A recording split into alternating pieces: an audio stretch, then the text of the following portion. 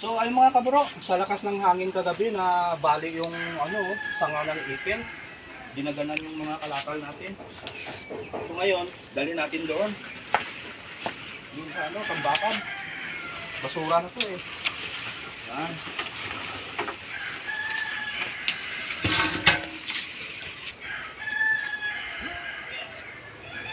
Itong guyabano, na nabali din. Lakas ng hangin, sayang May mga may mga bunga na sayang Yan, tambak natin ulit doon.